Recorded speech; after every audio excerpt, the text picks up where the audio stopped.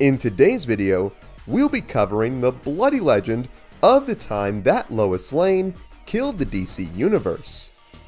Yes, there is one multiverse where a mild-mannered reporter and lover of Superman gained powers and used them to burn her entire reality down.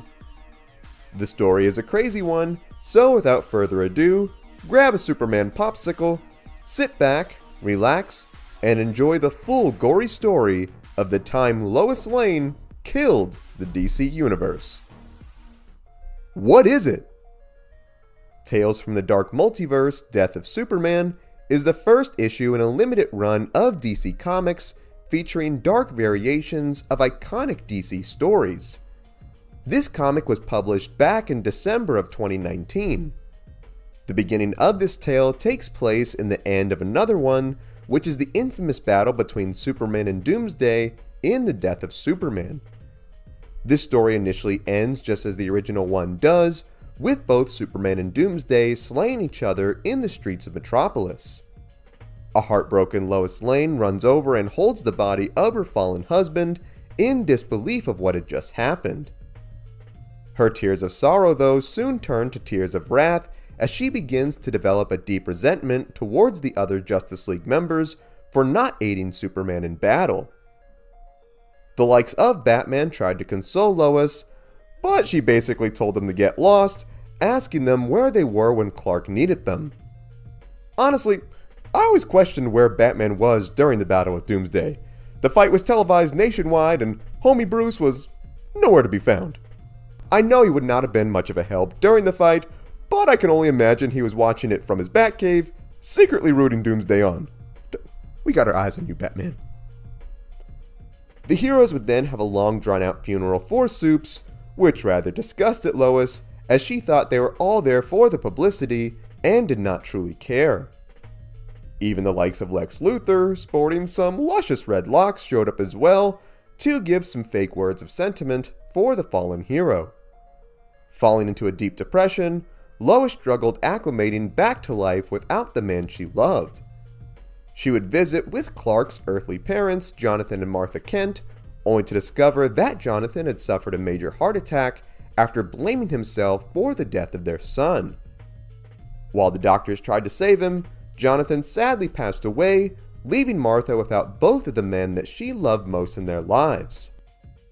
At her wit's end, Lois would visit the Fortress of Solitude with Superman's tattered cape to say her last goodbyes. Sitting in solace, Lois would be shocked as a sudden explosion rocked the entire fortress.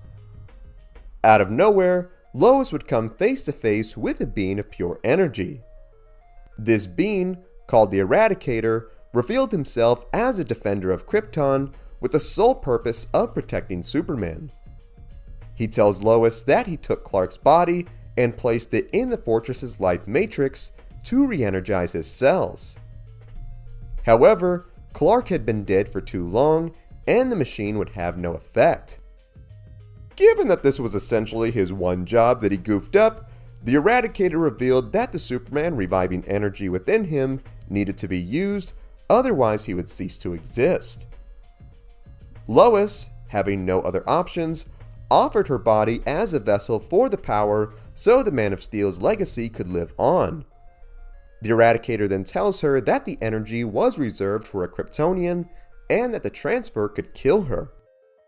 Having already lost everything as is, Lois tells the Eradicator to proceed so she could finally end the fight that Clark had fought so long for.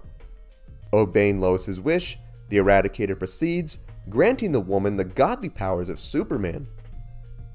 Rocketing off to space, decked out in Superman's ripped cape, an all-black onesie, glowing red eyes, and a bloody S on her chest, this newly powered Lois set out to avenge Superman, while looking like the most metal-dripped-out drama queen ever. We love you, Lois.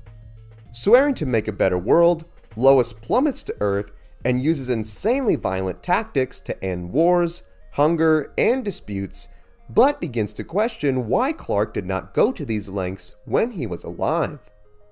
After liberating a country filled with death, Lois uses her X-ray vision to see who is responsible for this destruction, when it turns out to be, of course, Lex Luthor, who had been quite busy once Superman died. After admitting to the usual series of war crimes, climate issues, funding child soldiers, killing his secretary, and probably a dog or two, Lex felt completely cool about admitting this, as he thought this superpowered Lois would react just as Superman would and would just fly away to fight another day. It is in this moment though that Lex knew he messed up, for Lois quickly proved that she was not Clark, for she grabbed the dude and flew him up into the atmosphere until he burned in orbit, crispier than a dead rat in a KFC deep fryer. As the ash from Luthor's corpse vanished from her hands, Lois knew that she could do so much more with these powers. Going after all the Super's rogue gallery, she reveals that she finally rid the world of the likes of Ra's al Ghul, Victor Zsasz, Ares, Deathstroke, Parasite, and Black Adam. What? No, hold on. Black Adam? He had a movie coming out. Ugh. Rest in peace, Dwayne Johnson. We then see one of the last loose ends on the run from the rampaging hero, which just so happened to be the Joker. A tad more nervous than normal, the Clown Prince of Crime could not get away from the scorned woman, as she then used her heat vision to boil the madman alive. Batman, rather upset that his boyfriend in crime was now toast, condoned Lois for her murderous actions. Snapping back at the Dark Knight, Lane then told Batman that his ways never worked and only led to the suffering and deaths of thousands over the years. Vowing to stop her, Batman tried, only to get pimp smacked into a nearby building. Bruce then took out a block of kryptonite, only for it to get slapped out of his hands, where Lois nearly took pity on the dude, telling him how much Clark had held back. Not finished with his bag of tricks just yet, Bruce walloped Lois with an electric gauntlet that knocked her over in pain. Quickly recovering though, Lois told Bruce how pitiful he was, and that Superman felt bad for how lonely and pathetic Bruce truly was. Standing up despite being in great pain, Batman told the Mad Woman that he would not stop, only for Lois to activate instant kill mode, where she then used her heat vision to blow the Dark Knight up on a city rooftop. See fights like this and the one with Omni-Man and Invincible just show how quick a real Batman vs Superman fight would go if Superman was not a good dude. We still love you, Batman. Lois would then spend the next several months delivering her brand of justice to the world. Things would eventually run into the reign of the Superman comic arc, where the world would be introduced to other Superman-like characters such as Steel, Superboy, and the dope cyberpunk-looking Cyborg Superman. Thinking that the likes of Superboy and Steel were beyond her, the only one of this trio that Lois did not trust was the aforementioned Cyborg. Trying to pose as Clark, Lois quickly saw through the nonsense and called the Cyborg out on it. Dropping the nice guy facade much faster than he did in the original story, the Cyborg revealed his true intentions, that he was here to burn the whole world down and Superman's legacy along with it. Using his telepathic control over technology, the Cyborg then wrapped Lois in countless sheets of metal, ready to take out his #1 opposition.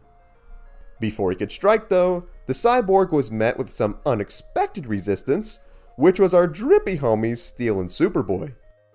Steel then saved Lois from the trap, where she then begs the hero to save Superboy, who was in combat with the Cyborg.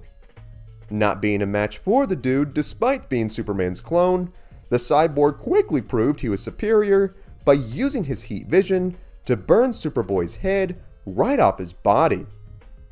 Rushing in to avenge his fallen friend, Steel also proved to be no match, as the Cyborg quickly took advantage of the guy's metal suit and commanded it to twist and crush the man's fleshy insides into compost. Man, you thought the Illuminati's death in Multiverse of Madness was bad. This might be worse. Horrified and angered at what she had just witnessed, Lois used her power to break free of her confinement, blasting the villain with her heat vision, and engaged in an intense battle that went on for what felt like ages, resulting in the deaths of thousands of people. During the carnage, Lois senses a familiar power, only to discover that the OG Superman had returned from the grave, saving civilians from the wreckage, all while rocking his signature mullet and decked out in his black uniform. Wanting to know how this happened, Superman, although in a very weakened state, revealed to Lois that the Eradicator's experiment had worked to bring him back, but it took much longer than expected. Looking on at the chaos from the battle, Clark saw how horrified the citizens were of Lois and demanded to know just what she had done to cause such horror. The reunion was quickly cut short though, as we see the cyborg Superman Hank Henshaw was still alive, and despite missing a jaw, was armed with a kryptonite cannon, overjoyed that he gets to see Superman die twice. As he prepared to fire, Lois vowed that she would not lose Clark again. She then flew into Henshaw, bursting him to pieces, but shattering the cannon in the process, which caused kryptonite gas to fill the area, which Superman got caught up in. Realizing what her blind fury had done, Lois ran over to Clark's body, only to watch his last glance at her be a look of horror, where he then died in her arms once again. And that is the full story of Eradicator Lois Lane. It is a fun yet twisted tale from the dark multiverse, and I hope we get to see more of her superpowered variant in other tales. The death of Superman is such an iconic story, and getting to see this bloody spin on it is an excellent time. While I seriously doubt we'd ever see the likes of Amy Adams' Lois Lane killing Ben Affleck's Batman on the big screen in a story like this, it would be cool if DC got a what-if style animated series similar to how Marvel does, where we get to see tales like this in animation. More than anything though, I want to hear what you think. Did you know this story? Was there something I missed? What other characters would you like to see us cover?